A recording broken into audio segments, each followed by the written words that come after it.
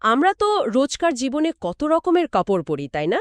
Jeans, T-shirt, shirt, অনেক কিছু। একদম। নানা রকম টেক্সচার, নানা রকম অনুভূতি। কিন্তু কখনো কি খেয়াল করেছেন ওই জিন্সের কাপড়টা কেন এত শক্তপোক্ত লাগে, আর টি-শার্টটা পরলে এত আরাম লাগে কেন?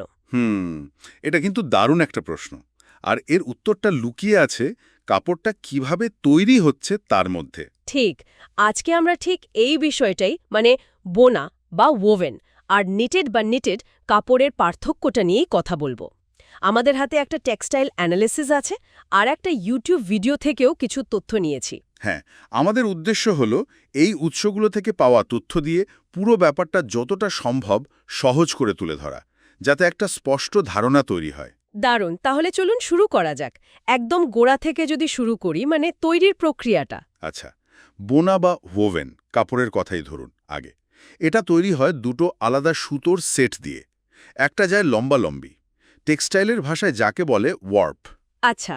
আর আরেকটা যায় আড়াআড়ি, মানে প্রস্থ বরাবর, সেটা হলো ওয়েফট। এই দুটো সেট মানে ওয়ার্প আর ওয়েফট একে অপরের উপর আর নিচ দিয়ে 90 ডিগ্রি কোণে জাল বোনার মতো করে চলে। ইন্টারলেসিং বলে এটাকে। ও আচ্ছা, অনেকটা সেই তাঁতের কাপড়ের মতো, একটার উপর দিয়ে আরেকটা যাচ্ছে। একদম ঠিক ধরেছেন। এই যে সুতোগুলো একে অপরকে ক্রস করছে, এখানেই একটা ঘষা বা ফ্রিকশন তৈরি হয়, যা সুতোগুলোকে এক জায়গায় ধরে রাখে। বেশ একটা স্টেবল স্ট্রাকচার তৈরি হয়। বেশ জ্যামিতিক একটা গঠন তাহলে। আর নিটেড কাপড়, টি-শার্টের রহস্যটা কি তাহলে ওখানেই? ঠিক তাই। নিটেড কাপড়ের প্রক্রিয়াটা কিন্তু বেশ আলাদা। এখানে সাধারণত একটাই সুতো ব্যবহার হয়। একটাই সুতো? সত্যি? হ্যাঁ, বেশিরভাগ ক্ষেত্রে, বিশেষ করে ওয়েফট নিটিংয়ে সেই সুতোটা নিজের মধ্যে লুপ বা ফাঁস তৈরি করে। মানে একটা লুপ আরেকটা লুপের মধ্যে দিয়ে গিয়ে পুরো কাপড়টা তৈরি হয়। ইন্টারলুপিং বলে এটাকে। বাহ, উলের সোয়েটার বোনার মতো? কিছুটা ওরকমই ধারণা। এই লুপ স্ট্রাকচারের জন্যই নিটেড কাপড় এত নমনীয় হয়। অবশ্য ওয়ার্প নিটিংও আছে, যেখানে একাধিক সুতো লাগে, কিন্তু আমাদের পরিচিত টি-শার্ট, গেঞ্জি এগুলো বেশিরভাগই ওয়েফট নিট। ইন্টারেস্টিং। তার এই লুপের গঠনটাই কাপড়টাকে এত টানার ক্ষমতা বা ইলাস্টিসিটি দেয়। একদম। এটাই নিটেড কাপড়ের মূল বৈশিষ্ট্য। লুপগুলো স্প্রিংয়ের মতো কাজ করে। টানলে বাড়ে, ছেড়ে দিলে আবার আগের জায়গায় ফিরে আসে। মানে ওর শেপ রিকভারি ভালো। এজন্যই তো স্পোর্টসওয়্যার বা আটশার্ট পোশাকে এটা এত জনপ্রিয়। অন্যদিকে বোনা কাপড়, যেমন ধরুন আপনার কটন শার্ট বা প্যান্ট, ওটা টানলে প্রায় বাড়েই না, বিশেষ করে লম্বালম্বি দিকে। আচ্ছা, কিন্তু এই যে এত নমনীয়তা, এর তো একটা অন্য দিকও থাকার কথা। যেমন ধরুন কাপড়ের আকৃতিটা ধরে রাখা, ডাইমেনশনাল স্টেবিলিটি। শুনেছিলাম বোনা কাপড় নাকি সহজে শেপ নষ্ট হয় না। হ্যাঁ, ঠিক পয়েন্ট। বোনা কাপড়ের ওই যে ইন্টারলেসিং গঠন, ওটা খুব স্থিতিশীল বা স্টেবল। সহজে এর আকৃতি বদলায় না। কাচার পরেও দেখবেন মাপটা একই থাকে। হ্যাঁ, জিন্সের ক্ষেত্রে তো এটাই দেখি। কিন্তু নিটেড কাপড়ের লুপগুলো নড়াচড়া করতে পারে। তাই এটা ধোয়ার পর একটু গুটিয়ে যায় বা ছোট হয়ে যায়। শ্রিঙ্কেজ যাকে বলে, প্রায় 5 থেকে 10% পর্যন্ত হতে পারে। ওহ আচ্ছা, এই জন্যই কিছু টি-শার্ট কয়েকবার ধোয়ার পর কেমন যেন ছোট লাগে। ঠিক। আবার অনেক দিন ব্যবহারের পর ঝুলে যাওয়ার প্রবণতাও দেখা যায়। এটাও ওর কম স্থিতিশীলতার ফল। স্থায়িত্ব বা ডিউরেবিলিটি কেমন, কোনটা বেশি টেকসই? জিন্স তো মনে হয় অনেক দিন টেকে। হ্যাঁ, সাধারণত বোনা কাপড় বেশি টেকসই হয়। সুতোগুলো খুব টাইট করে বোনা থাকে, তো তাই সহজে ছেড়ে না বা ঘষা খেলেও ক্ষয় হয় কম। ডেনিম বা ক্যানভাস এর ভালো উদাহরণ। আর নিটেড? নিটেড কাপড় তুলনামূলকভাবে একটু কম টেকসই। লুপ স্ট্রাকচারের জন্য সুতো টান পড়লে বা কোথাও আটকে গেলে সুতো বেরিয়ে আসতে পারে বা ফুটো হয়ে যেতে পারে। পাথ্থা সুতির টি-শার্টে এটা দেখা যায়। বুঝলাম। আচ্ছা, আরামের দিকটা যদি দেখি আর হাওয়া চলাচল, আমার তো মনে হয় নিটেড কাপড় এখানে জিতবে। অবশ্যই। নিটেড কাপড়ের লুপগুলোর মধ্যে ফাঁকা জায়গা থাকে, তো সেখানে বাতাস আটকে থাকতে পারে।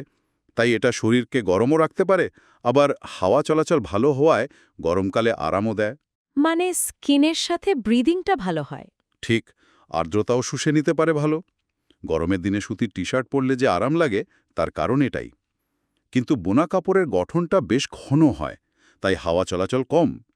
এটা হয়তো উইন্ড ব্রেকারের মতো কাপড়ের জন্য ভালো, কিন্তু সরাসরি গায়ে পরার জন্য নিটেটি বেশি আরামদায়ক। আরেকটা জিনিস, ইস্ত্রি করা নিয়ে। বোনা কাপড় যেমন শার্ট, একটুতেই কেমন কুঁচকে যায়। হ্যাঁ, এটা বোনা কাপড়ের একটা বেশ পরিচিত ব্যাপার। ওর গঠনের কারণেই ভাঁজ পড়লে সেটা সহজে যেতে চায় না, মানে ক্রিজ রেজিস্ট্যান্স কম। ঠিক। কিন্তু নিটেড কাপড় ওর ওই লুপ কাঠামোর জন্য অনেক বেশি ফ্লেক্সিবল, তাই সহজে কুচকায় না, আর কুচকালেও ঝেড়ে দিলে বা একটু রাখলেই ঠিক হয়ে যায়। ইস্ত্রির ঝামেলা অনেক কম। এটা তো দারুণ সুবিধা।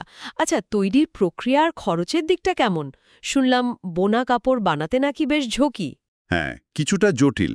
বোনা কাপড়ের জন্য তো দুটো সুতো সেট লাগে, তারপর ওয়ার্প সুতোগুলোকে মেশিনে সেট করা, ওয়ার্পিং, সেগুলোকে শক্ত করার জন্য মার দেওয়া, সাইজিং, এরকম অনেকগুলো প্রস্তুতিমূলক ধাপ লাগে। ওহ, বেশ লম্বা প্রক্রিয়া। হ্যাঁ, সময়ও বেশি লাগে, খরচও বেশি, সুতোও লাগে বেশি। আর ওই যে সাইজিংয়ের জন্য কেমিক্যাল ব্যবহার হয়, সেটা ধুয়ে ফেলার একটা পরিবেশগত প্রভাবও আছে। আর নিটেড? নিটেড, বিশেষ করে ওয়েফট নিট, অনেক সহজ। একটাই সুতো দিয়ে শুরু করা যায়, প্রস্তুতিমূলক কাজ অনেক কম, উৎপাদন অনেক দ্রুত হয়, খরচও কম, সুতোও কম লাগে। ওয়্যাক্সিং ছাড়া তেমন কেমিক্যাল ট্রিটমেন্ট লাগে না, তাই পরিবেশের উপর প্রভাবও কম। তার মানে তো ব্যবহারের জায়গাগুলো একদম আলাদা হয়ে যাচ্ছে, তাই না? একদম। যেখানে আপনার স্থায়িত্ব আর স্থিতিশীলতা দরকার, যেমন প্যান্ট, শার্ট, জ্যাকেট বা ধরুন ঘরের পর্দা, সোফার কভার, সেখানে বোনা কাপড় সেরা। আর যেখানে আরাম, নমনীয়তা, শরীরের সাথে ফিট করার ব্যাপার আছে, যেমন টি-শার্ট, সোয়েটার, মোজা, অন্তর্বাস, খেলার পোশাক, সেখানে নিটেড কাপড়ের জুড়ি নেই। তার মানে বিষয়টা হলো কোনটা ভালো বা খারাপ তা নয়, বরং কোনটা কোন কাজের জন্য উপযোগী। একেবারে ঠিক কথা। প্রয়োজন অনুযায়ী সঠিক কাপড়টা বেছে নিতে হবে। তাহলে পুরো আলোচনাটা যদি এক কথায় বলি, বোনা আর নিটেড কাপড়ের মূল পার্থক্য তাদের গঠন কৌশলে, আর এই গঠনটাই তাদের স্থায়িত্ব, নমনীয়তা, আরাম, টেকসই হাওয়া, এমনকি উৎপাদন খরচ সবকিছু ঠিক করে দেয়। একদম পারফেক্ট সামারি। দুটোই আসলে কাপড়ের দুনিয়ায় নিজ নিজ ক্ষেত্রে অপরিহার্য। শেষ করার আগে একটা প্রশ্ন মাথায় আসছে। টেকনোলজি তো রোজ বদলাচ্ছে। ভবিষ্যতে কি এমন কোনো মিশ্র বা হাইব্রিড কাপড় আসতে পারে যাতে বোনা কাপড়ের ওই স্থায়িত্ব আর নিটেড কাপড়ের আরাম দুটোই একসাথে পাওয়া যাবে? দারুণ প্রশ্ন কিন্তু। আর সত্যি বলতে কি, টেক্সটাইল ইঞ্জিনিয়াররা ঠিক এই নিয়েই কিন্তু কাজ করছেন।